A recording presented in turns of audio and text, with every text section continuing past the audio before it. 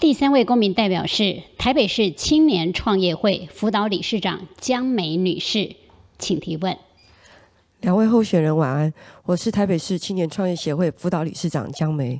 青创会早期是受到政府的创业辅导、创业贷款而创业有成的，是一群热爱国家社会的青年企业家所组成。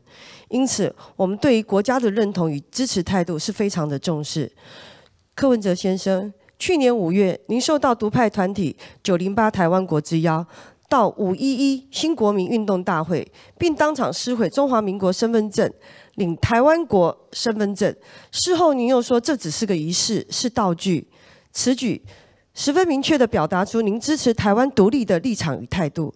可是这次选举，您却喊出了中华民国是您的底线。您这种前后不一的态度，为选举改变而改变，有如司马昭之心，众人皆知。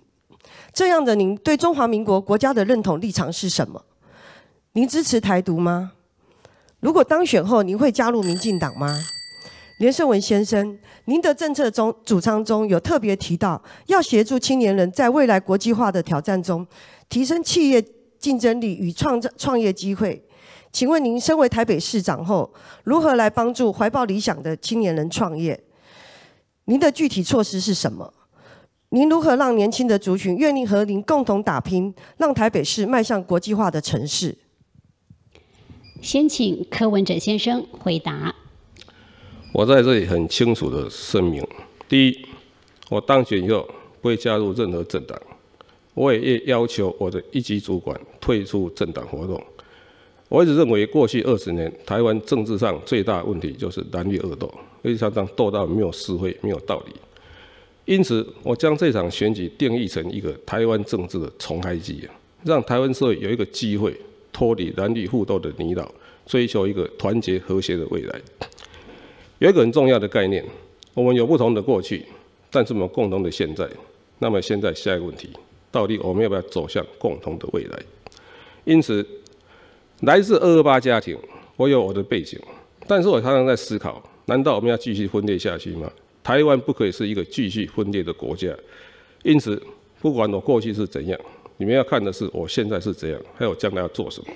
最重要的一点，你们在报纸上买了这种半版的广告，说我撕毁身份证，其实身份证还在我身上。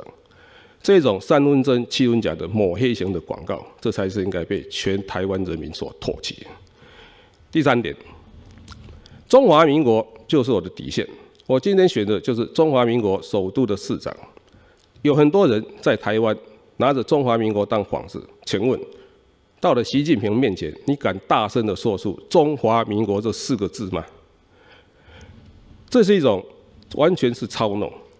你们有把中华民国当作是你们真正的家吗？你们只不过是一个两岸的买办而已。你们曾经有对这个国家有什么样的付出？我去过黄花岗，我知道国民党可以存在这么久，一定有它的理想性。我在黄花岗深刻感受到，当年这些革命烈士，今天可以在国民党身上看到吗？你们可以在今天的国民党身上这么再从黄花岗身上、黄花岗烈士的身上，可以看到今天会变成这么复杂的政商关系吗？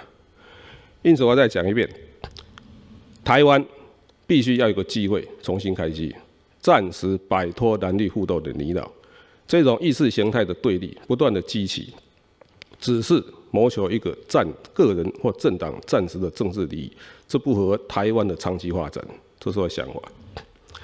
我这里再声明一遍，我当选台北市长，任内绝对不会加入任何政党，也不会允许我的一级主管去参加任何政党活动。中华民国就是我底线，我选的就是中华民国的首都市长。因此，我也希望所有拿这些中华民国当幌子的人，不仅在台湾，不仅在大陆，也请你们大声地说出中华民国。谢谢。谢谢。接下来请连胜文先生回答。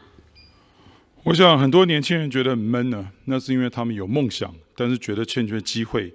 因此，我们要解决青年问题，第一个必须要帮青年人创造机会。